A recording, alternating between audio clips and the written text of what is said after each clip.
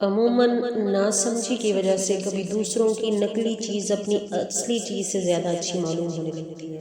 یا یوں کہیں کہ غیروں کی مٹی میں کشش محسوس ہونے لگتی ہے اور اپنا خالص سونا بھی دل کو نہیں لگتا۔ آج کل کا پڑھا لکھا دین سے دور نوجوان بھی اسی مرض میں مبتلا ہے۔ اس کو دین اسلام کی یا پیغمبر اسلام کی بات سنائے نا تو بدعتا ہے کہ مجھے بنیاد پرست نہ کہہ دے، قرآن سننے سے کتراتا ہے اور ان کی بات اللہ اور رسول سے بھی زیادہ پسند کرتا ہے۔ وجہ ترجیح بیان کرتے ہوئے فوراً حوالہ دیتا ہے، جی دیکھیں انگریز تو چاند پر پہنچ گیا اور وہاں سے خاک لایا ہے، تو تم نے کیا کیا؟ ارے خدا کے بندے، جو خاک سے اٹھا اور چاند پر جا کر بھی خاک ہی لایا، وہ تجھے کیا خاک دے گا؟ ذرا اپنا گھر بھی دیکھ، تیرے نبی نے اسی چاند کو ٹکڑے کر کے قدموں میں لا کر بتا دیا کہ چاند پہ جانا کمال نہیں ہے، چاند کو قدموں میں لانا کمال ہے۔ آج اگر امریکہ اور یورپ والے ٹیلی فون، فیکس، انٹرنیٹ وغیرہ کے ذریعے دور دور بات کرنے اور سننے کے قابل ہوئے ہیں تو ہمارے آقا نے تو اپنی والدہ ماجدہ کے بطن اقدس میں رہ کر لوح محفوظ پہ چلتے قلم کی آواز کو سنا ہے۔ دوسروں کے پیچھے تو وہ چلے نا کہ جس کا اپنا ماضی تاریک اور شرمناک ہو۔ تیرا ماضی تو اتنا تابناک اور قابل رشک ہستیوں سے بھرپور ہے کہ دشمن بھی تیرے نبی کے قصیدے پڑھتا ہوا نظر آتا ہے۔ پڑھ کے دیکھ لو انگریز کی کتاب 101، 101، اس میں پہلا نام ہمارے آقا کا ہے کہ انگریز ہو کر لکھتا ہے، مجھے کائنات میں ان جیسا نظر ہی نہیں آیا،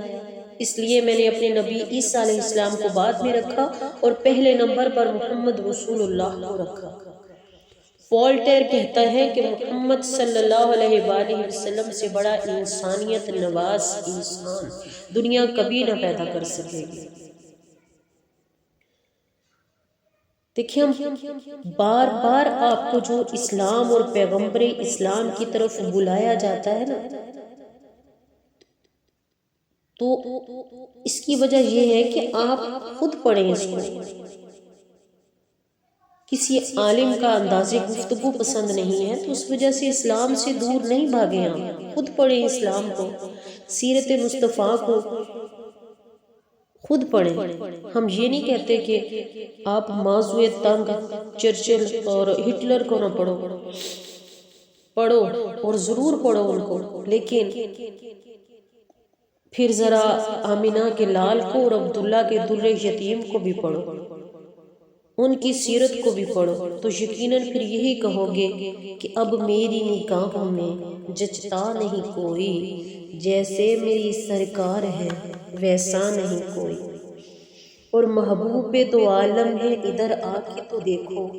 مشتاق نگاہیں ہیں ادھر آ کے تو دیکھو۔ معمولی سی پذیرائی کسی کو مل جائے نا تو وہ اپنے خلاف بات سننا بھی پسند نہیں کرتا، لیکن ہمارے آقا و مولا پتھر کھا رہے ہیں، گالیاں سن رہے ہیں اور اللہ کی پیشکش کے باوجود قوم کو تباہ کرنے کی بجائے دعاؤں سے نواز رہے ہیں۔ واللیل کی زلفوں والے آقا پہ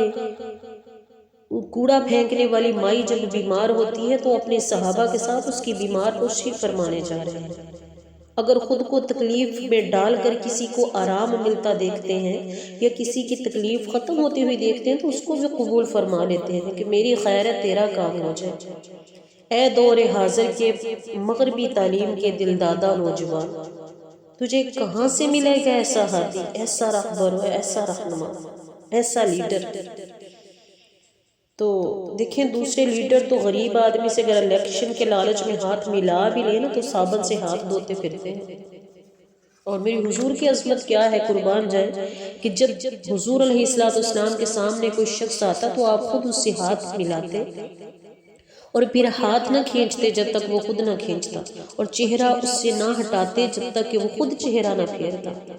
مدینہ کی ایک پاگل بوڑھی مائی حضور کو لے کر مدینہ کی گلیوں میں گھوم رہی ہے اور زمانہ مائی کے مقدر پہ جھوم رہا ہے، اور حضور علیہ السلام اس کو احساس کمتری سے بچانے کے لیے فرما رہے ہیں، جہاں چاہے لے چل میں تیری باتوں سے تنگ دل نہیں ہوگا۔ اسے کہہ رہے ہیں کہ اگر میں بھی نہ تیری سنوں گا تو پھر کون سنے گا؟ یہ دنیا میں احترام کے قابل ہیں جتنے لوگ، میں سب کو مانتا ہوں مگر مصطفیٰ کی بات